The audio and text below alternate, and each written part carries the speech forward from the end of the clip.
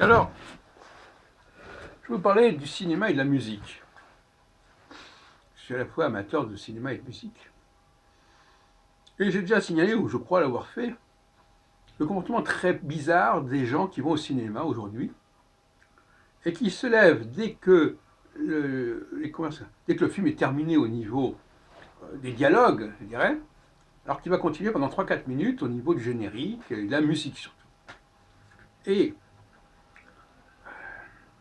la musique de film, apparemment, ne plaît pas aux gens, ne plaît pas au public. Et donc, alors qu'elle est souvent remarquable. C'est une puissance extraordinaire. Donc il y a un véritable concert de quelques minutes après la fin du film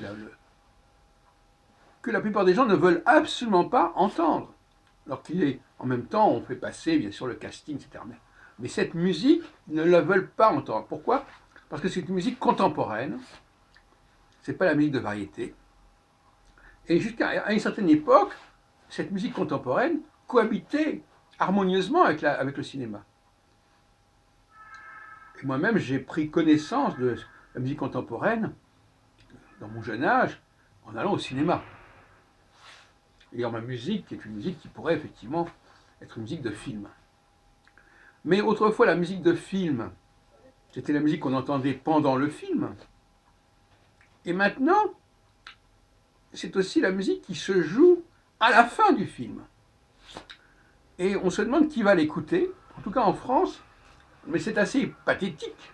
Les gens se lèvent dans l'obscurité, se pressent dans l'obscurité, pour ne pas avoir à subir la fin du film, c'est-à-dire la partie musicale, le final musical, et alors on se bouscule dans l'obscurité, c'est un chaos absolument invraisemblable, et c'est immanquable, presque immanquable. C'est incroyable. Et là, il y a un divorce qui n'est peut-être pas... Si on demande aux gens pourquoi vous partez maintenant, ils vous répondront, ben, le film est terminé. Oui, le film est terminé, sauf que la lumière n'a pas été rétablie, sauf qu'il y a encore des choses qui passent à l'écran, etc. Après ça, tout est terminé. Et la vérité, à mon avis, on me dit le contraire, c'est que c'est une musique très sophistiquée, finalement, une musique puissante, musique du genre un peu Philippe Glass, etc. Et que ces gens-là ne veulent pas. Il y a une sorte d'incompatibilité entre le registre du film et le registre musical qui lui est associé. Voilà la thèse que je défends. Et moi-même, qui suis très amateur de musique contemporaine, je prends plaisir à écouter cette musique, ce final musical. Autrefois, il y avait même ce qu'on appelle des introductions musicales. Hein. Pendant quelques minutes, on nous jouait quelque chose avant le début du film. Je crois que c'est le cas dans Apocalypse Now, enfin, je sais pas.